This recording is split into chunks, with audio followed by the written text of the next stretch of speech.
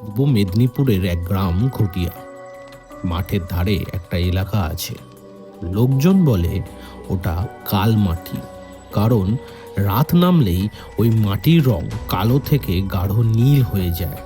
আজ রাতে গ্রামের বউ মন্দিরা তার হারানো ছেলেকে খুঁজতে খুঁজতে সেই কালমাটির দিকে ঢুকলো।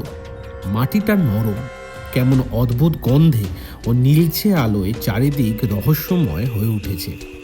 হাঁটতে হাঁটতে হঠাৎ মন্দিরা দেখল সেই মাটির ওপর লাল সুতোর মতো একটা বক্র রেখা জ্বলছে। সেই রেখাটা ক্রমাগত বাড়ছে, বাড়তে বাড়তে একসময় সেটা থেমে গিয়ে গোল হয়ে উঠল। মন্দিরা হাঁ করে সবটা দেখছে। এমন সময় সে দেখতে পেল আরও একটি অদ্ভুত দৃশ্য। মাটি নিজেই যেন পুরোটাই এঁকে চলেছে। হঠাৎ সে শুনতে পেল মাটির নিচ থেকে ভেসে আসা এক শিশুর আওয়াজ। ভয়ে মন্দিরা আঁতকে উঠল।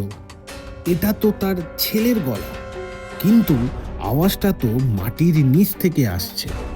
হঠাৎ সেই গোল বৃত্তের মাঝের মাটি কাঁপতে লাগলো।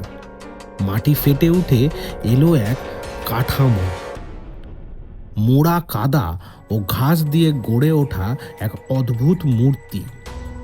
তার মুখ নেই, চোখের জায়গায় লাল দাগ। মন্দিরা দেখল সেই মূর্তির গলায় ঝুলছে তার ছেলের ছেঁড়া জামার টুকরো। হঠাৎ সেই মূর্তি বলে উঠল, কিরে, ছেলেকে খুঁজছিস?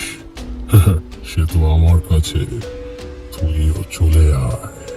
মন্দিরা অনুভব করল তার পা যেন কে নিচ থেকে টানছে। সে ধীরে ধীরে মাটির ভেতর ঢুকে যাচ্ছে, যেন আস্তে আস্তে কাল মাটি তাকে গিলে খাচ্ছে। পরের দিন সন্ধ্যায় গ্রামবাসীরা দূর থেকে কালমাটির ওপর দেখল এক নতুন কাঠামো। তার গায়ে মন্দিরার ছেঁড়া কাপড়ের টুকরো। ভয় পাওয়ার নতুন অধ্যায়।